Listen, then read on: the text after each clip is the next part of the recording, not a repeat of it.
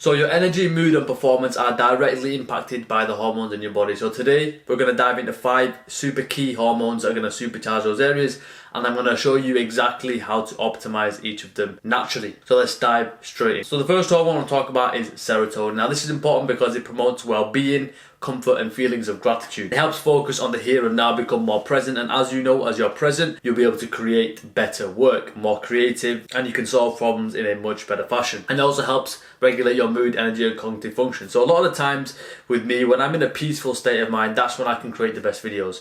When I'm going on a walk, that's how I come up with new ideas on how to grow my business. A lot of the times it's when you're in a nice calm state of mind where ideas start to flow. If you find you're in a rut and you can't break through, it could be because of your serotonin levels. So this is how you can optimize and improve that. The first is to engage in some sort of physical contact and practice gratitude. So the way I sort of look at it is, when I'm working, I like to work solo. So in my room, locked in. But then when it's time to enjoy myself, I try not to do that by doing the same thing. For example, staying at home, watching Netflix and just playing video games. Try to get outside, try to speak to people, try to socialize for the enjoyment side of things. So you're getting that physical contact, that social interaction, which will help boost those serotonin levels. Play some team sports, go for a walk with your friends, go for food, do something along those lines. The next is to expose yourself to sunlight, especially in the morning, to elevate that serotonin and improve your mood and energy. The second hormone is melatonin. Now this is known as the sleep hormone.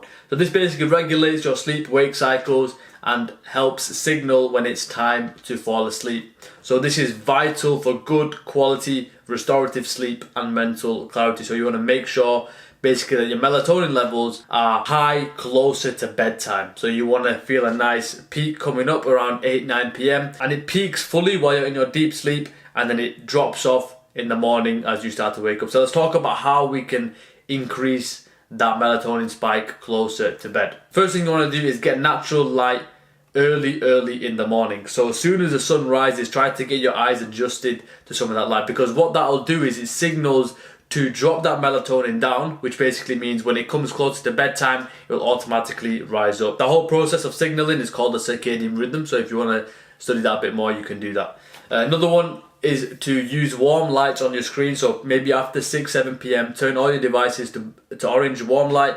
That helps increase that melatonin production and helps you fall asleep faster. My advice would be to avoid devices 1 hour before bed completely. So maybe read a book, listen to an audiobook, listen to an audible, whatever. Just try to avoid screens close to bedtime. The third hormone is cortisol, and this is vital because it is known as a stress hormone. It helps basically prepare your body for action. Thinking if you're playing sports, if you're going to the gym. So how do we optimize this hormone? We do this by trying to get an early cortisol spike in the morning. So if we get an early spike as we wake up, it's vital for helping wake you up, boosting your metabolism and preparing your body for activity. And you want that peak to be early in the day and slowly drop off throughout the evening. The worst thing you can do is have a cortisol spike later in the day, which basically makes you more alert when it's time to really wind down.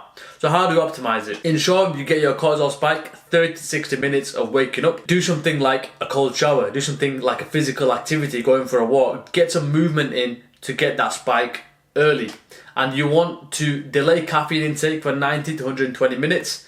And you want to avoid stress-inducing activities such as checking your phone immediately after waking up. You don't want to be in a reactive state, you want to be in a proactive state where you've decided what you want to do. Don't just pick up your phone and start scrolling and looking at all this bullshit news, because that's going to put your mind in a shit position. That's not where you want to be. Get an early spike from proactive behaviour and let that decrease throughout the day naturally. Number 4 is dopamine. It's important because it is linked to motivation and the pursuit of reward. Now the problem with this is it can easily be the pursuit of negative reward. So it could be, for example, from binge eating, from social media, too much Netflix, wasting time with other bad habits like that. It can also give you the drive to do those things. So how do we hijack the system so it makes us have the drive to work on our business, our career and improve our overall health? This is how we optimize dopamine. We basically have a period where we abstain from excessive dopamine stimulating activities. So look in your life of what things make you feel good instantly. For me, for example, social media, Netflix, I can easily binge watch TV shows, movies, all these things, right?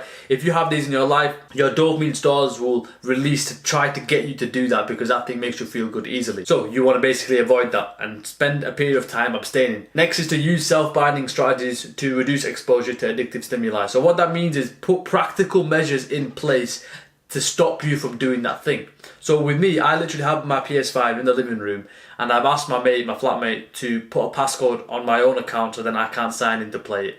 The only time I play is when people come over and we know we're having a chill day. So this basically is a self-binding strategy. So I literally can't play even if I wanted to. Another really good one is, for example, is not buying junk food if you know you've got a proclivity to eating that shit. So don't buy it and put it in the house in the first place. And that way you've curated your environment to help in the goal. Next is to engage yourself in some challenging activities, things that make you feel uncomfortable, right? Like exercise, cold immersion. Do these naturally dopamine releasing activities which are challenging. This basically, instead of giving you a big spike and which leads to a crash, it steadily increases your dopamine throughout the day. And because you felt something hard initially, you have a positive outcome after that. If you chase something easy initially, you'll have a negative outcome after that. Just remember this. When you can't increase dopamine from easy, you chase after hard, which is basically what we want to be doing.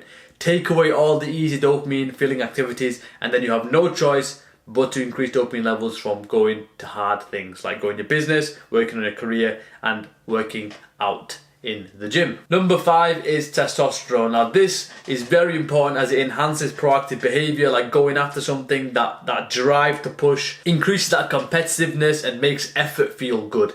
Super powerful hormone that we really need to be having if we want to excel in our career and our health, okay? It supports so many physical functions like increased muscle mass, bone density, which is going to be vital for long-term health. And it also works alongside dopamine to influence that positive motivation and positive mood. Now, how do we optimize our testosterone? So the first thing is to get 7 to 8 hours sleep every single night. You want to be doing resistance training, so lifting weights, and especially training your legs, because your legs are big muscles. It basically means that you have to lift some heavy weight, which increases that testosterone level naturally.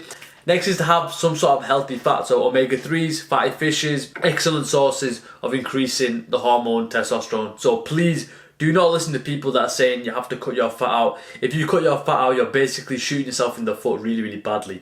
Make sure you're having enough healthy fats within your system, even when you're on a cut. Number 4 is to manage your body weight, so reducing visceral fat. So if you think your BMI is too high or you can see too much fat on your belly, try to reduce it. Try to build that lean, athletic physique, because that will put you in a very high likelihood of having good lean muscle mass and having high testosterone.